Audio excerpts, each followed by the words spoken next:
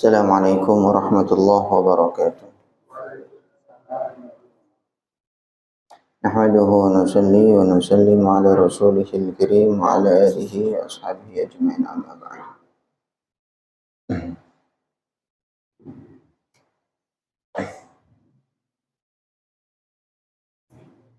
Alhamdulillah jemaah salat subuh yang dimuliakan Allah. Kita lanjutkan ngaji kitab As-Sunnah wal Bid'ah. Sebelumnya mari kita buka majelis kita dengan kirim Al-Fatihah untuk guru-guru kita, wabil khusus kepada penulis kitab ini. Ila hadratin Nabi Mustafa Muhammad sallallahu alaihi wasallam. Azzajuhu wa dzurriyyah bi jama'an wa bi jama'an.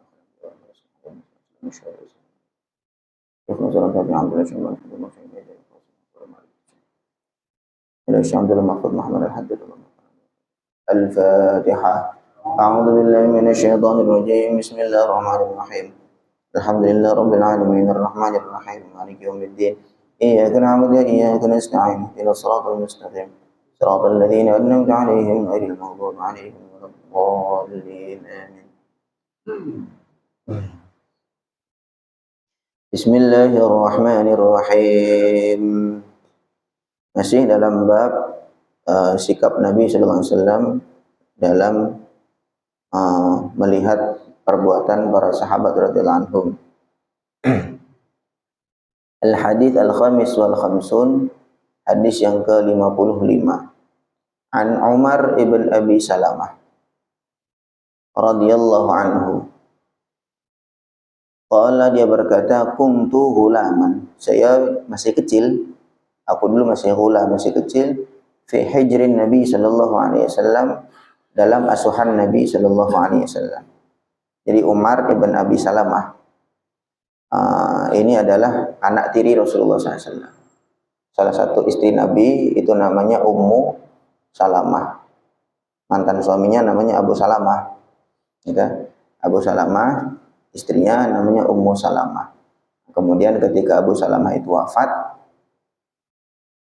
Nabi mengajarkan kepada Ummu Salamah satu doa, yaitu Allahumma ajurni fi musibati wa akhluf li khairan minha.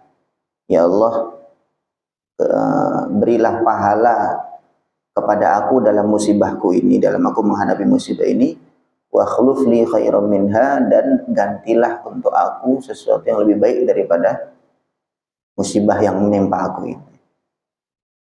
Maka Ummu Salamah mengamalkan doa tadi ketika suaminya wafat. Ummu Salamah mengamalkan doa itu, tapi beliau merasa dalam hati, sekarang ini yang menimpa musibah menimpa aku adalah wafatnya suami, dan menurut aku yang paling soleh, yang paling baik ya suamiku itu. Lalu siapa yang lebih baik daripada suamiku? Begitu. Ternyata dinikah oleh baginda Nabi Shallallahu Alaihi Wasallam. Nah, punya anak dari Abu Salamah itu namanya Umar ibn Abi Salamah. Dan dia cerita, kuntu ghulaman, aku dulu masih kecil, fi hijrin Nabi sallallahu alaihi wasallam, dalam asuhan Nabi. Wa kanat yadi, dan tanganku, tatishu fi sahfah, itu berkeliling di piring besar. Jadi kalau makan itu kayak nampan dia, kemudian makan bersama-sama bareng-bareng begitu. Nah, kemudian tangannya itu kemana-mana, ngambil sana, comot sini, comot sana. Faqala li Rasulullah sallallahu alaihi wasallam, maka Rasul berkata kepada aku, ya ghulam, wahai anak kecil, samillaha, sebutlah nama Allah atau bismillah, wa kul biyaminika, dan makanlah dengan tangan kananmu, wa kul mimma yalika, dan makan dari yang terdekat dengan kamu. Al-haditha muttafaqun alaih. Ini sepenggal dari hadis tersebut. Diriwayatkan oleh Bukhari Muslim. Ada seorang sahabat masih kecil namanya Umar ibn Abi Salamah. Dia di depan Nabi Shallallahu Alaihi Wasallam, atau di pangkuan Nabi Shallallahu Alaihi Wasallam, sedang makan bersama. Nah, kemudian dalam makan bersama itu tangannya kemana-mana, tangannya nyomot sana, comot sini. Maka Nabi SAW langsung tegur. Ketika sesuatu itu tidak tepat, maka Nabi nggak mungkin diam. Nabi menegur, ya ghulam, samillah, sebutlah nama Allah waktu makan itu. Wakul biyaminik, kemudian makan dengan tangan kanan. Wakul mimma yalika, dan makan dari mana yang terdekat dengan kamu. Itu salah satu atau beberapa adab dalam makan bersama. Wallahu a'lam. Kemudian al-hadits as-sadis wal khamsun, hadis ke-56. An Ibnu Umar, dari anaknya Sayyidina Umar, namanya Abdullah ibn Umar.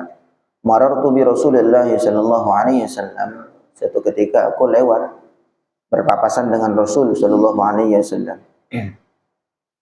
Wa fi izari istirkha'un, dan waktu itu sarungku longgar, sarungku melorot, maksudnya ya lembreh gitu ya. Faqala Rasulullah SAW, maka Nabi bersabda, ya Abdullah, ya Abdullah, namanya kan Abdullah bin Umar. Ya Abdullah, irfa' izaraka, angkatlah sarungmu. Farafa'tuhu, maka aku angkat sarungku. Tsumma kemudian Nabi bersabda lagi, zid, tambah lagi. Fazidtu, maka aku tambah naik lagi sarungku. Fama ziltu ataharraha ba'du, maka aku selepas itu, selepas ditegur oleh Nabi SAW, maka aku tidak pernah mengangkat sarungku lagi, tidak pernah melembrehkan sarungku lagi selepas itu. Faqala ba'dul qaum, maka sebagian kaum mengatakan, sebagian orang mengatakan, ila aina, sampai mana? Diangkat itu sampai mana? Faqal, maka Ibnu Umar mengatakan, ila ansafis saqain, sampai ke tengah betis. Rawahu Muslim, diriwayatkan oleh Imam Muslim. Yuwaddihuhu, ada yang menjelaskan hadis ini. Ingat, kalau kita membaca hadis itu nggak cuma satu. Hadis itu ada banyak sekali. Dan kadang-kadang bahkan dalam satu kasus itu nanti dijelaskan di hadis-hadis yang lain, sehingga hadis itu mesti kita kompromikan satu dengan yang lainnya. Jangan sampai kita baru baca satu hadis, gini, langsung terpaku dengan hadis itu, kemudian langsung tutup mata dengan hadis-hadis yang lain. Maka kita perlu bertanya kepada orang-orang yang mengerti tentang hadis, dan juga bagaimana mengerti pengambilan kesimpulan hukum dari hadis. Karena tidak, Al-Quran dan hadis itu kan istilahnya bahan mentah, bahasanya begitu, bahan mentah, dalil yang masih mentah. Kemudian selepas itu diolah oleh para sahabat bagaimana mengambil kesimpulan dari Al-Quran dan hadis tersebut. Banyak sekali contohnya. Yuwaddihuhu, menjelaskan kepada hadis yang tadi, ma fi sunan Abi Dawud, hadis yang diriwayatkan di dalam Sunan Abi Dawud, bi isnadin sahih, dengan sanad yang sahih, an Abi Sa'id, dari sahabat Abu Sa'id marfu'an, secara marfu'. Marfu' itu berarti sampai kepada Nabi sallallahu alaihi wasallam. Izratul muslimi ila nisfis saq wala haraj. Cara berpakaian orang muslim, kata Nabi, ila nisfis saq, sampai ke tengah betis. Wala haraj, dan tidak ada dosa, enggak ada dosa. Wala junaha, dan tidak ada dosa, tidak ada masalah, fima bainahu wa bainal ka'bain, antara tengah betis sampai ke kedua mata kaki. Tidak ada masalah, tidak ada dosa antara tengah betis sampai kedua mata kaki. Fama kana asfala minal ka'bain, maka yang lebih bawah daripada kedua mata kaki, fahuwa finnar, maka itu di neraka. Wa man jarra izarahu, dan barang siapa menyeret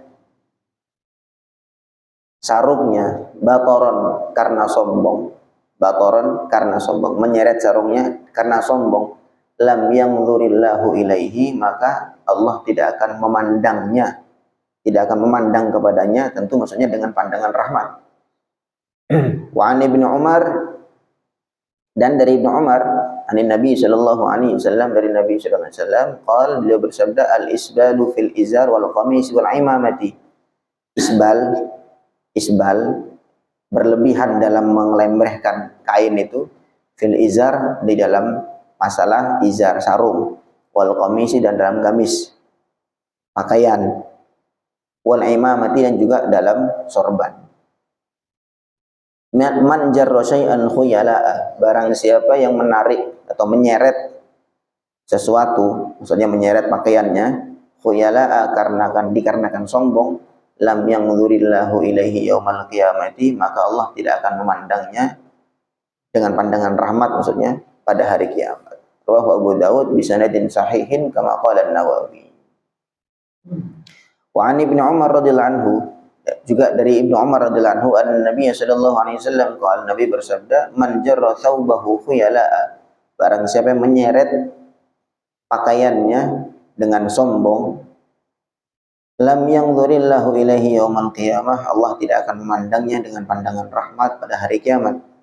Faqala Abu Bakr, maka Abu Bakar berkata, Abu Bakar berkata, ya Rasulullah, inna izari, sesungguhnya sarungku, yastarkhi, melorot, atau ya dia turun, illa an ata'ahadahu, kecuali aku perhatikan terus, kecuali dikit-dikit aku naikin. Tanpa sengaja sarungku tuh melorot, kata Abu Bakar. Mungkin karena beliau ini kan kurus, Abu Bakar itu udah sepuh, kemudian mungkin karena perutnya kosong, sering kosong, lapar, kemudian akhirnya tanpa terasa sarungnya juga melorot. Maka Abu Bakar tanya begitu. Faqala lahu Rasul, maka Nabi bersabda kepada Abu Bakar, innaka, sesungguhnya engkau ya Abu Bakar, lasta mimman yaf'aluhu khuyala'a, tidak termasuk dalam golongan orang yang mengerjakan menyeret pakaian itu karena sombong. Jadi intinya, poinnya adalah bukan karena nyeretnya, tetapi karena sombong. Dan Abu Bakar dia tanya begitu, ya Rasul, saya juga khawatir nih, saya nyeret terus ini, saya sering tanpa sengaja sarung saya melorot sampai terseret karena perutnya sering kosong dan seterusnya, banyak puasa dan begitu. Maka Nabi menegaskan, innaka lasta mimman yaf'aluhu khuyala, kalau engkau Abu Bakar yang enggak termasuk dalam golongan orang yang mengerjakan itu karena sombong. Rawahul Bukhari wa fi Muslim ba'd.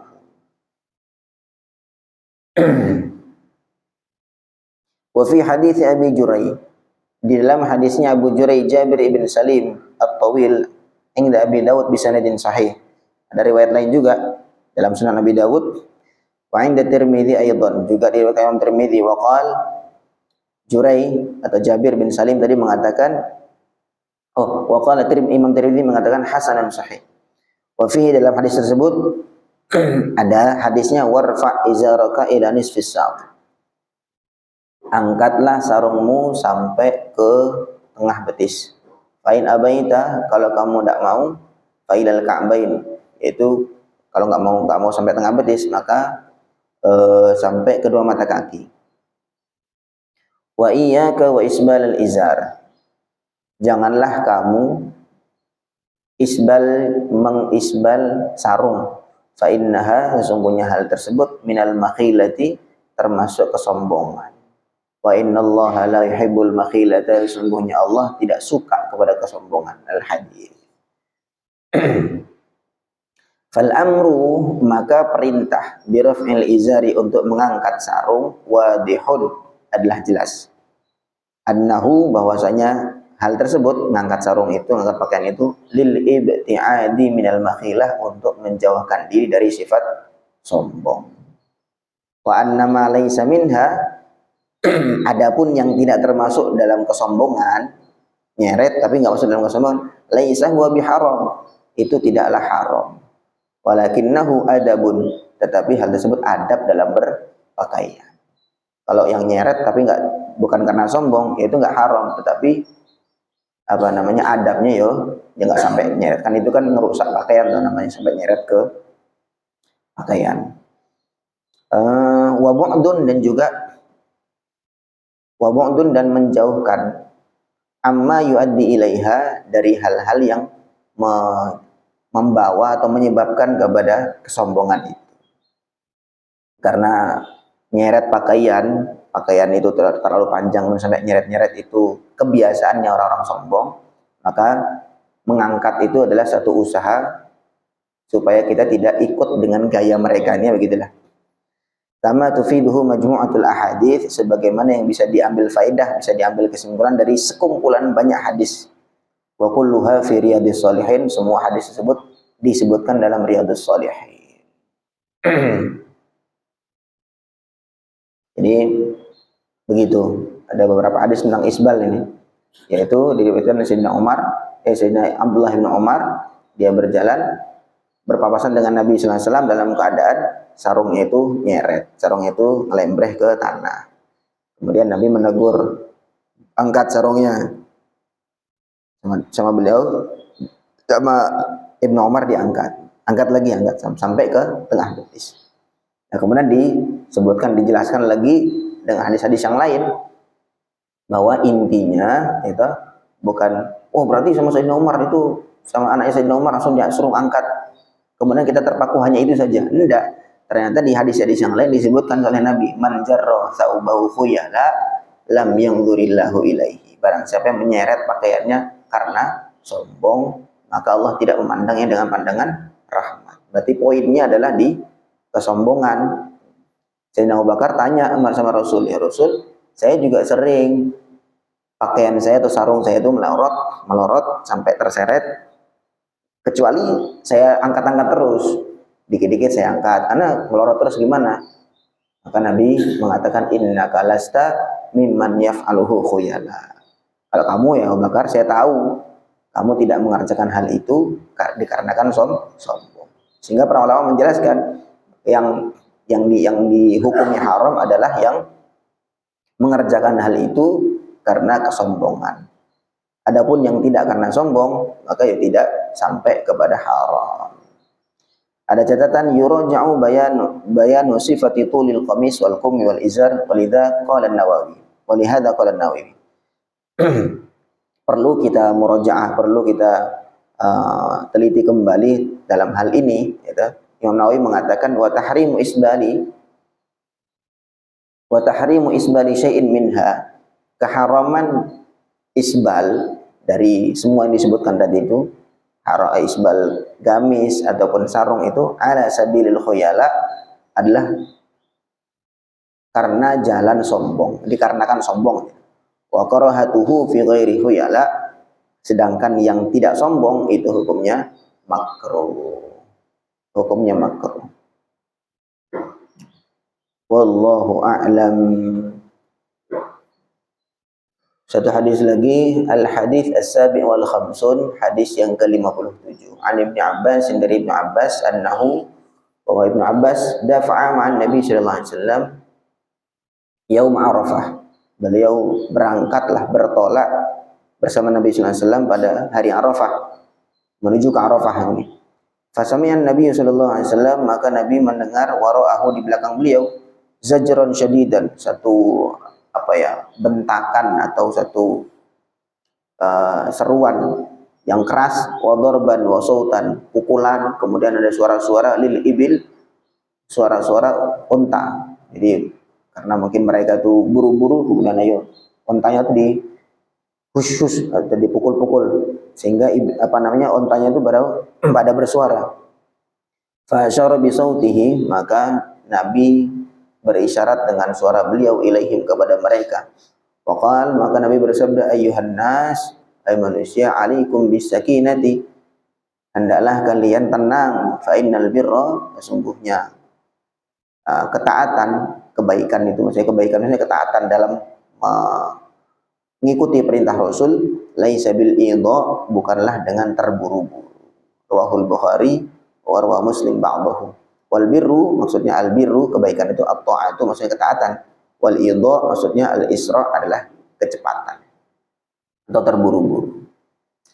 Ketika Nabi bersama para sahabat, ini yang menceritakan adalah Sayyidina Ibnu Abbas, bertolak menuju ke Arafah. Kemudian Nabi mendengar beberapa sahabat tuh terburu-buru menuju ke Arafah.